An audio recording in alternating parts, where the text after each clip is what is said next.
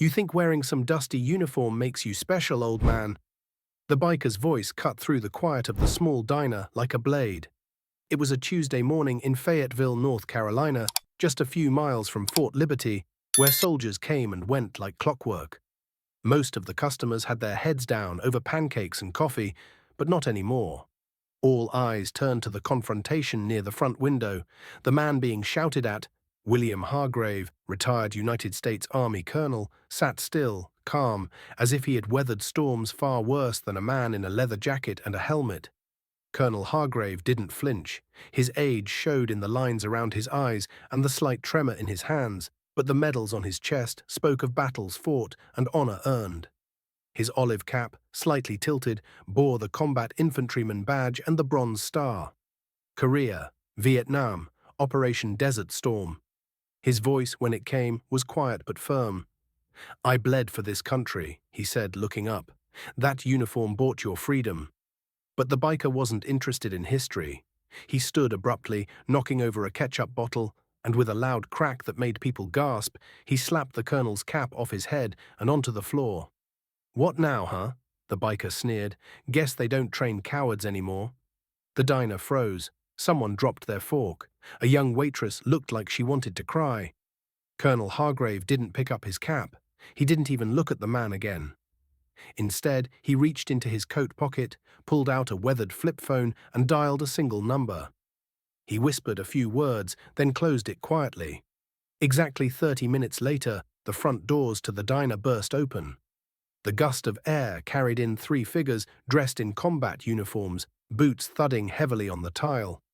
The leader walked with military precision, his jaw clenched, blue eyes scanning the room until they landed on the scene. His name tag read, Hargrave. Staff Sergeant Jason Hargrave. United States Army, and he was not alone. Two other soldiers flanked him, but none spoke a word. The biker chuckled when he saw them. "Oh, what's this? You called in your boy to save you?" Jason didn't blink. He stepped right up to the biker until there were only inches between them. "I came to teach you what respect looks like." The biker stood up, fists clenched, towering over the soldier. "You gonna hit me, tough guy?" Jason's voice was ice. "Number, because unlike you, I follow the uniform code of military justice. And because I respect the law." Then he turned to the people in the diner, who were now sitting wide-eyed, phones out, recording every moment. "This man assaulted a decorated veteran of the United States Army. My father. He's 69 years old. That's not just a disgusting act. That's a felony under North Carolina general statutes. Assault on a senior citizen is a Class G felony in this state and carries enhanced sentencing. That's up to 25 months in prison." He let the words settle in the silence. "And under the Stolen Valor Act of 2013, if you mock or impersonate military service for personal gain, it's a federal offense. That includes public harassment aimed at gaining attention or intimidation. This isn't some bar fight. This is a criminal offense." The biker's smirk was gone. His fists dropped slightly. He looked around. No one was on his side. Jason looked down at his father's cap on the floor, still untouched. Then, with slow purpose, he bent down and picked it up. He served 3 tours in Vietnam. He was there when Saigon fell in 1975.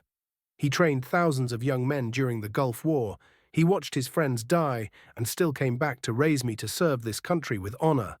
The door opened again. This time it was Deputy Carla Monroe of the Cumberland County Sheriff's Department. She wore no expression as she walked straight up to the biker. "We got your assault on 3 different security camera angles. Witness statements match. You're under arrest for aggravated assault, disturbing the peace, and elder abuse." As the cuffs locked in place around the biker's wrists, the diner burst into a soft ripple of applause. No one was cheering, but they were clapping.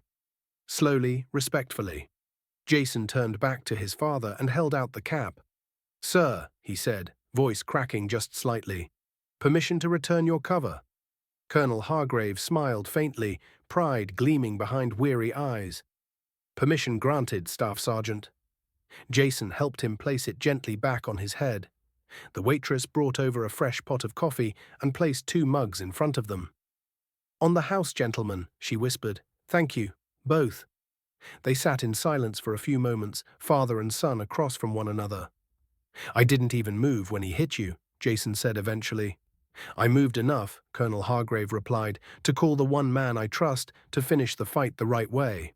Jason looked down, holding back emotion. You're the reason I serve? That day, in a tiny corner diner just outside a military base, honor won. Not through fists, not through rage, but through strength that doesn't need to shout. A strength earned in jungles, deserts, and decades of quiet sacrifice, and passed down, one generation at a time. So never mistake silence for weakness. Never disrespect the people who defended your right to speak freely. And never forget, the strongest warriors are the ones who choose restraint.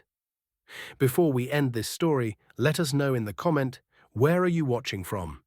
If this story touched you, subscribe to the channel and hit that like button and drop a karma in the comments below.